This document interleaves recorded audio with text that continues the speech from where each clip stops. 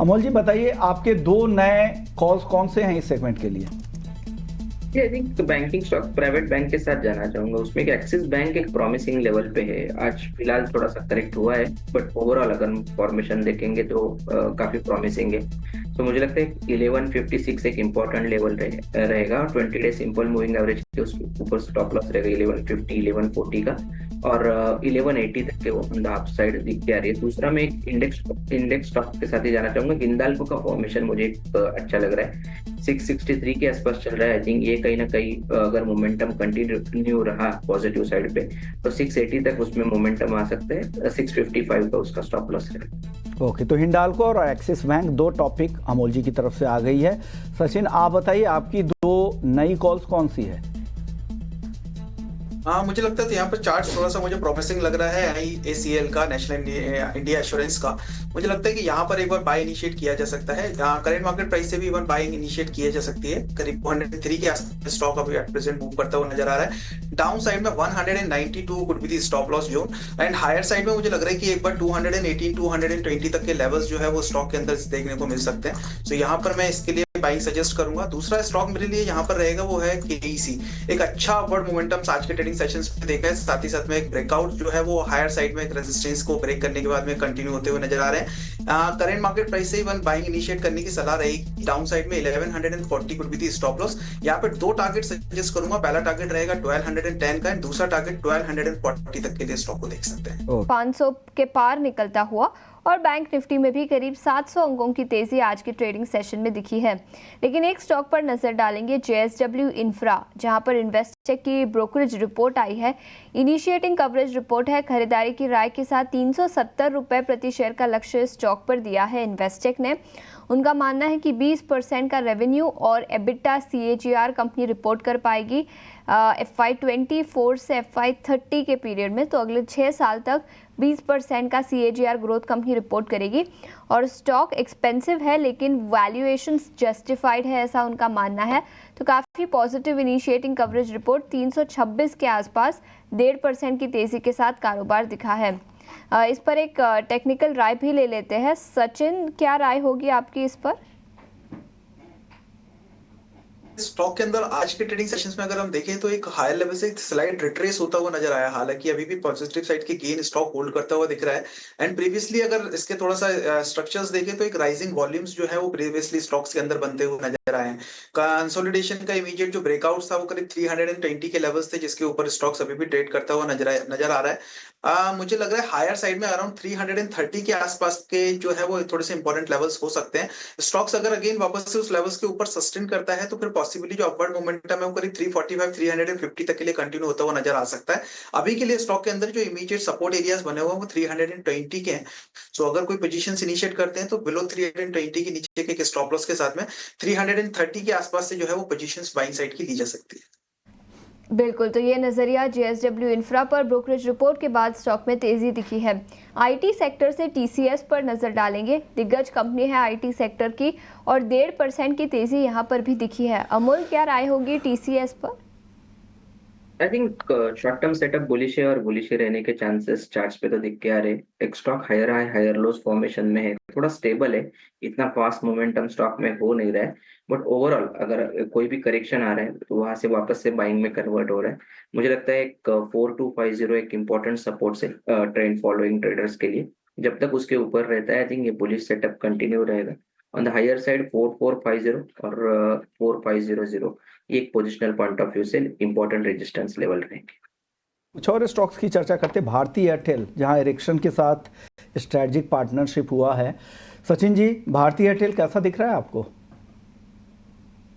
विश्वमोहन जी, अगर भारतीय एयरटेल की बात करें तो स्टार्टिंग ऑफ द वीक अच्छा सा किया था स्टॉक ने। एक अच्छा मोमेंटम जो है वो नियर अराउंड मैं बात करूं तो करीब 1550 के आसपास से जो है वो रिवर्सल्स देखने को मिले थे। बस लास्ट प्रीवियस ट्रेडिंग सेशंस में अगर हम देखें तो फर्दर 1650 के आसपास से जो है वो वीकनेस देखने को मिली है। और स्टॉक के अंदर आज भी जो है वो स्लाइड वीकनेस कंटिन्यू होती हुई नजर आ रही है। हालांकि मुझे लग रहा है जो वीकनेस है वो थोड़ी सी लिमिटेड ही रहेगी। एंड डाउन साइड में स्टॉक जो है एक बार अपना सपोर्ट्स ले सकता है नियर अराउंड 1570 1565 के आसपास में आके। सो वो लेवल्स अच्छे रहेंगे बाइंग इनिशिएट करने के लिए, अगर कोई फ्रेश बाइंग यहाँ पर देख रहा है। अभी के लिए करंट मार्केट प्राइस से मुझे लग रहा है कि एक बार सपोर्ट जोन 1570 1565 के हो सकते हैं, एंड हायर साइड में अगर उन लेवल से रिवर्सल्स देखने को मिलते हैं तो फिर वापस से जो है वो मोमेंटम्स करीब 1650 1660 तक के लिए कंटिन्यू होता हुआ नजर आ सकता है। पॉकेट है जिस पर चर्चा करना अभी बाकी है, वो है रियल एस्टेट, जहां पर आज अच्छी तेजी दिख रही है। हालांकि कई ब्रोकरेज हाउसेस की रिपोर्ट के बाद ये तेजी और आगे एक्सटेंड होती दिख रही है। ओबेरॉय रियल्टी, नोमुरा से पहले यूबीएस की भी अच्छी रिपोर्ट थी। ओबेरॉय रियल्टी आज 4% ऊपर है। इसके अलावा भी फिनिक्स, लोढ़ा जैसे शेयर भी 2 से 3.25% तक मजबूती दिखा रहे हैं। लेकिन रियल्टी शेयरों में जिस तरह की तेजी दिख रही है और ओबेरॉय रियल्टी उसको लीड कर रहा है, रिकॉर्ड ऊंचाई पर कारोबार कर रहा है, क्या वजह है ये पहले जान लेते हैं अपने सहयोगी स्नेही से, फिर हम अपने एक्सपर्ट से जानेंगे कि यहाँ पर टॉपिक उनकी क्या है। स्नेही, आप बताइए, ओबेरॉय रियल्टी पर बताइए, जो रिकॉर्ड रैली चल रही है क्यों है, ब्रोकरेज हाउसेस के रिपोर्ट क्या कह रहे हैं? जी बिल्कुल, कई दिनों से रियल एस्टेट सेक्टर काफ़ी अबज़ है, काफ़ी न्यूज़ में रहा है और आज भी एक इनिशिएशन आया है एक ब्रोकरेज की तरफ से एक पर्टिकुलर स्टॉक पर। और आइए बात करते हैं ओबेरॉय रियल्टी के बारे में, क्योंकि नोमुरा ने इस पर एक बाय रेटिंग इनिशिएट किया है और टारगेट दिया है 2500 रुपये प्रति शेयर का। वो उम्मीद रखते हैं कि सॉलिड प्री सेल्स रहेगा आगे जाकर, कैश जनरेशन भी काफ़ी अच्छा रहेगा कंपनी के लिए। वो ये भी मानते हैं कि अग्रेसिव बिजनेस डेवलपमेंट के लिए ये कंपनी अपने सही मार्ग पर चल रही है। और प्री सेल्स के बारे में बात करते हुए कहते हैं कि प्री सेल्स में 40% कैगर FY24 से लेके FY27 तक दिखने को मिल सकता है और 50% से भी ज़्यादा एम्बेडेड एबिटा मार्जिन भी दिखने को मिल सकता है। अगर होटल और क्यूमुलेटिव होटल और एन्युटी की रेवेन्यू के बारे में बात करें तो यहाँ पर वो 35% कैगर का ग्रोथ देख रहे हैं FY24 और FY27 के बीच में, और वो उम्मीद रखते हैं 3 या 4 हज़ार रुपये के बीच में per annum operating cash flow का, अगर हम न्यू बिजनेस डेवलपमेंट, एन्युटी और एसेट इन्वेस्टमेंट को कैलकुलेशन से निकाल दे तो। और ये हफ्ते में, पूरे हफ्ते में रियल एस्टेट पर भी काफ़ी चर्चा हुई है, बिकॉज कल भी यूबीएस का एक नोट आया था जिसने एक न्यूट्रल रेटिंग इनिशिएट किया था ओबेरॉय पर और उसका टारगेट था 2230 रुपीज़। वो भी कहते हैं कि मल्टीपल टेलविंड्स है कंपनी में जो आगे जाके कंपनी का वॉल्यूम ग्रोथ सपोर्ट कर सकते हैं रेजिडेंशियल सेगमेंट में। ओवरऑल रियल एस्टेट के बारे में बात करें तो वीक टू डेट बेसिस पर ये हफ्ते में real estate top sectoral gainer है, लगभग 4.5% ऑलरेडी बढ़ चुका है। इसी हफ्ते में Oberoi realty, Phoenix mills, Lodha, Prestige और ब्रिगेड ये रहे हैं टॉप शेयर्स निफ्टी रियल्टी के पैक में। और अगर हम नवंबर के महीने की बात करें तो second highest top sectoral gainer रहा है निफ्टी रियल्टी, 2% की बढ़ोतरी उधर भी आई है। लास्टली जेफरीज जो ब्रोकरेज है वो भी काफ़ी बुलिश है निफ्टी रियल्टी पर। वो कहते हैं कि गुड ऑफटेक की उम्मीद कर सकते हैं हम, बहुत ही अच्छे ऑफटेक की, टू हेल्प जो लिस्टेड कंपनीज हैं उनकी काफ़ी सहायता होगी इस ऑफटेक से। और वो कहते हैं कि तकरीबन 25% प्री सेल्स ग्रोथ FY25 में देखने की वो उम्मीद करते हैं। हालांकि क्वार्टर टू काफ़ी वीक रहा था रियल एस्टेट कंपनीज के लिए, इसके उपरांत वो 25% प्री सेल्स की उम्मीद रखते हैं FY25 के लिए। ओके, शुक्रिया स्नेही ये पूरी डिटेल्स लाने के लिए, पूरा सम अप करने के लिए कि सारे ब्रोकरेज हाउसेज यहाँ पर बुलिश है।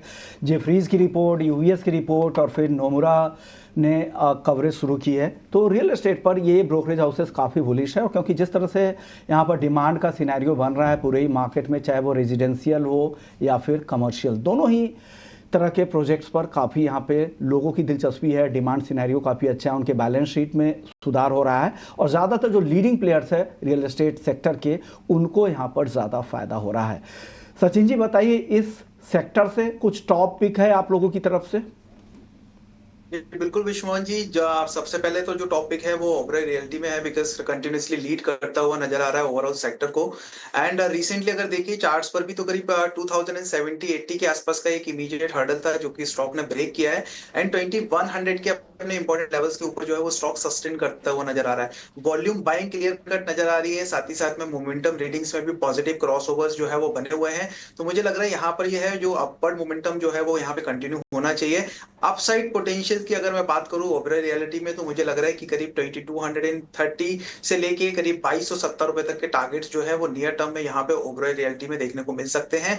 वहीं अगर बात करूं नेक्स्ट स्टॉक की इस पर्टिकुलर सेक्टर से, तो नेक्स्ट जो स्टॉक रहेगा वो यहाँ पे मेरी नजर लोधा पर है, बिकॉज आज के ट्रेडिंग सेशंस में भी करीब 4-4.5% का गेन होल्ड कर रहा है। रिसेंट कंसोलिडेशन फेज एक देखा था 1330-1340 आसपास में, जिसका एक ब्रेकआउट आज कंफर्म होता हुआ नजर आया है। साथ ही साथ में वॉल्यूम्स इनिशिएट होते हुए नजर आ रहे हैं which is clearly clearly indicating good strength in the stocks. So मुझे लग रहा है कि कमिंग डेज में यहाँ पर भी एक बुलिश सा मोमेंटम्स कंटिन्यू होता हुआ नजर आ सकता है। अपसाइड पोटेंशियल्स लोधा के अंदर अगर हम देखें तो मुझे लग रहा है करीब 1380 और 1400 तक के इमीडिएट टारगेट्स जो है वो लोधा में नियर टर्म में देखने को मिल सकते हैं। ओके, तो आपकी दो टॉपिक यहाँ पर आ रही है, मैक्रोटेक डेवलपर लोढ़ा और ओबेरॉय रियल्टी सचिन जी की तरफ से यहाँ पर रियल एस्टेट सेक्टर से निकल